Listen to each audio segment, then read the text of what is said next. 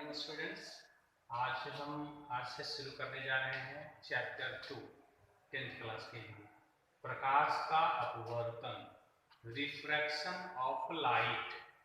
इसमें सबसे पहले टॉपिक है कि प्रकाश का अपवर्तन क्या है।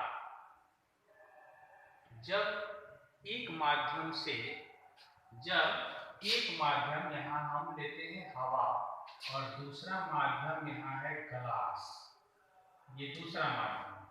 तो एक माध्यम से जब प्रकाश की किरणें दूसरे माध्यम में प्रवेश करती है तो वह मुड़ जाती है। मुड़ने की इस प्रक्रिया को प्रकाश का अपवर्तन कहते थे। जब प्रकाश की किरणें एक माध्यम से दूसरे माध्यम में प्रवेश करती है तो किरणें मुड़ जाती है। मुड़ने की इस घटना को प्रकाश का अपवर्तन कहते हैं। तब प्रश्न उठता है कि यह क्यों मुड़ती है।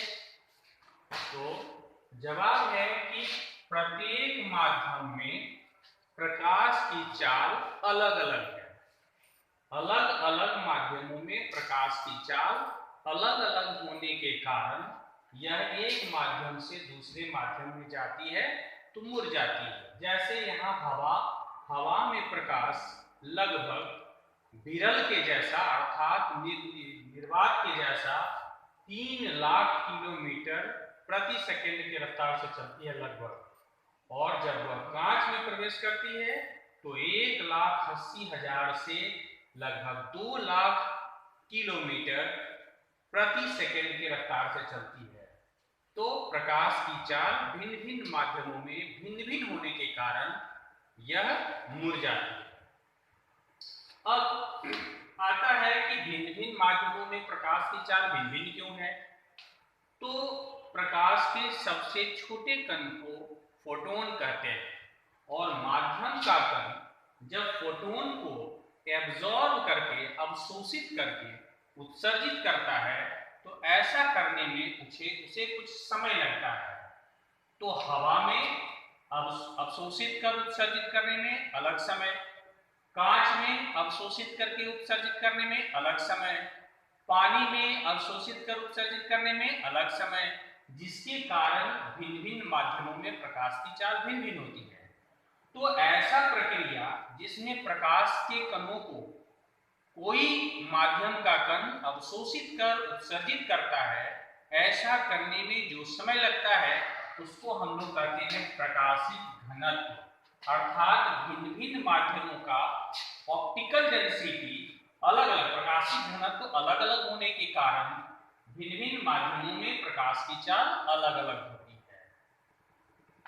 इसके बाद आता है अपवर्तन की व्याख्या।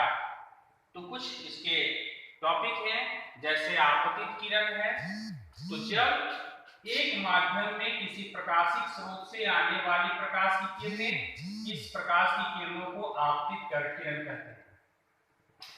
जब यह प्रकाश की किरण किसी परावर्तक सतह दूसरे माध्यम के सतह से टकराती है, किसी दूसरे माध्यम के सतह से टकराती है, जिस बिंदु पर टकराती है वह कहलाता है आपतन बिंदु।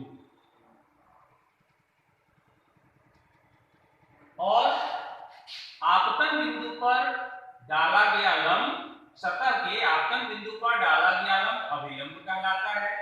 और जब दूसरे माध्यम में प्रकाश की किरणें मुड़ जाती है, यह मुड़ने वाली किरणों को अपवर्तित किरण के नाम से जानते हैं। और जब यह किरण पहले माध्यम से दूसरे माध्यम में और दूसरे माध्यम से पुनः पहले माध्यम अर्थात हवा में प्रवेश करती है तो जो किरणें निकलती है उसको कहते हैं निर्गत किरण। अब है आपतित किरण और अभिलंब के बीच बनने वाले कोण को आपतन कोण, और इसे आई से निरूपित किया जाता है। अभिलंब और अपवर्तित किरण के बीच बनने वाले कोण को अपवर्तन कोण, इसको आर से डिनोट किया जाता है। और निर्गत किरण और अभिलंब के बीच बनने वाले कोण को निर्गत कोण, और इसे ई से इमर्जेंट एंगल के लिए इसे ई से प्रायः सूचित किया जाता है। तभी हमने देखा आपतित किरण, किसी प्रकाशित स्रोत से आने वाली किरण आपतित किरण, जब एक माध्यम से दूसरे माध्यम में मुड़कर निकलने वाली किरण अपवर्तित किरण, जिस बिंदु पर आपतित किरण टकराती है आपतन बिंदु, उस सतह के आपतन बिंदु पर डाला गया लंब अभिलंब। आपतित किरण और अभिलंब के बीच बनने वाला कोण आपतन कोण। अपवर्तित किरण और अभिलंब के बीच बनने वाला कोण अपवर्तन कोण। निर्गत किरण है जब दूसरे माध्यम से पुनः प्रवेश, पहले माध्यम में जो प्रवेश करती किरण उसे निर्गत किरण। निर्गत किरण और अभिलंब के बीच बनने वाले कोण को निर्गत कोण। और एक टॉपिक है पार्श्विक विस्थापन, अर्थात आपतित किरण को अगर एक काल्पनिक रेखा से आगे की ओर बढ़ाया जाए, इसके बीच में अगर कोई दूसरा माध्यम नहीं आता तो हमारी आपतित किरण का जो पथ था तो ये था। तो आपतित किरण तथा निर्गत किरण के बीच की लंबवत दूरी को पार्श्विक विस्थापन कहते हैं।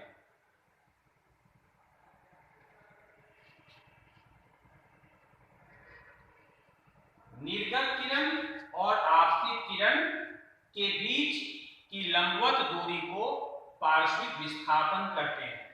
पार्श्विक विस्थापन निर्भर करता है कि जो दूसरा माध्यम यानी कांच, इसकी मोटाई कितनी है। अगर इसकी मोटाई बढ़ाते जाएंगे तो पार्श्विक विस्थापन का जो दूरी होगा मान बढ़ता चला जाएगा। इस प्रकार आज आप इन सभी टॉपिक्स को नोट्स के रूप में लिखेंगे।